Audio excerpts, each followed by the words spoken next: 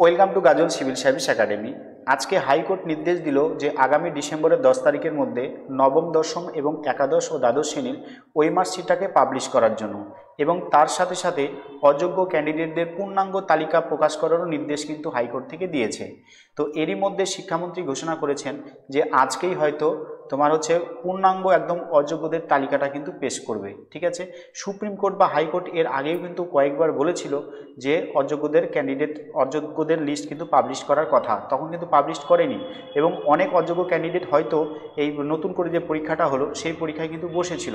তো শেষ পর্যন্ত কিন্তু অযোগ্যদের লিস্ট পাবলিশ করতে বাধ্য হচ্ছে এসএসসি কমিশন। আজকেই হয়তো সেই লিস্টটা আমরা দেখতে পাবো এবং এর সাথে সাথে যত দিন আগাচ্ছে এসএসসি কিন্তু মনে হচ্ছে একদম বেড়া জালে আটকে পড়ছে, সে কিন্তু আর মনে হচ্ছে বেরোতে পারছে না এবং এই ক্ষেত্রে বেশ কতগুলো কিন্তু সংশয় তৈরি হয়েছে যে নতুন করে কি এসএ লিস্টে আবার পরীক্ষা দিতে হবে, না যে পরীক্ষা হয়েছে সেটার ভিত্তিতে রিক্রুটমেন্ট প্রক্রিয়া চলবে।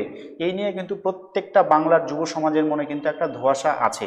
ঠিক আছে, এতদিন পর্যন্ত কমিশনের সাথে শিক্ষার্থী বা অ্যাসপিরেন্টদের সাথে একটা সংঘর্ষের মতো পরিস্থিতি তৈরি হয়েছিল, এখন সেই সংঘর্ষটা চলে গেছে হাইকোর্ট, সুপ্রিম কোর্ট এবং তার সাথে সাথে কমিশন। ওকে, তো কমিশনও প্রত্যেকটা পদক্ষেপ কিন্তু নিচ্ছে, প্রত্যেকটা পদক্ষেপই ভুলে ভরা। তো সুপ্রিম কোর্ট যেহেতু ধমক দিয়েছে এর আগের দিন, এসএসসি কমিশনের যে উকিল ছিলেন তাদেরকে বলেছেন যে আপনাদের কে বলেছে নতুন গেজেট প্রকাশ করে রিক্রুটমেন্ট প্রক্রিয়া চালাতে। ঠিক আছে, তো সুপ্রিম কোর্ট থেকে কিন্তু এরকম নির্দেশটা ছিল না, সেই নির্দেশটাকে ভায়োলেট করে বা সেটাকে মডিফাই করে এসএসসি কমিশন নিজের সুবিধার মতো কিন্তু রিক্রুটমেন্ট চালাচ্ছিল।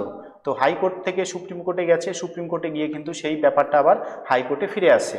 তো আজকে যেটা আউটকাম হলো হাইকোর্ট থেকে সেটা পরিষ্কার বোঝা যাচ্ছে যে এই নিয়োগ প্রক্রিয়া কিন্তু মনে হচ্ছে থমকে যাবে, আবার নতুন করে পরীক্ষা হতে পারে। আর যদি আবার নতুন করে পরীক্ষা না হয় তাহলে 10 নম্বরে যে ব্যাপারটা আছে সেটা আবার কিন্তু আগামীকাল অর্থাৎ 28শে নভেম্বর হাইকোর্টে উঠতে চলেছে। তো মোট কথা ওভারঅল যদি পশ্চিমবঙ্গের পরিস্থিতি দেখি, পশ্চিমবঙ্গে হচ্ছে ভারতবর্ষের মধ্যে এমন একটা রাজ্য যে রাজ্যে দুর্নীতির কারণে চাকরি বাতিল হয়, আবার সেই কমিশনকেই কিন্তু আবার দায়িত্ব দেওয়া হয় যে নতুন করে রিক্রুটমেন্ট করার জন্য, আবার সেই রিক্রুটমেন্ট হতে হতেও কিন্তু আবার গিয়ে মাঝপথে আটকে যায় বা থমকে যায়। তো এই হচ্ছে আমরা বাঙালি, এই হচ্ছে আমরা আমাদের বাঙালির ভবিষ্যৎ। ঠিক আছে, তো সবাই আমরা বুঝতে পারছি পরিস্থিতি কোন দিকে যাচ্ছে কোন দিকে যাচ্ছে না। আবার নতুন করে নোটিফিকেশান, নতুন করে গেজেট প্রকাশ করে, ঠিক আছে, নতুন এবং পুরাতনদের আলাদাভাবে নোটিশ প্রকাশ করে কিন্তু পরীক্ষা নিলেও নিতে পারে এসএসসি কমিশন। তো এরকমটা হবে কি না সেটা নির্দেশ করছে আগামীকাল হাইকোর্টে একটা রায় আছে 10 নম্বর পাওয়ার ব্যাপারে।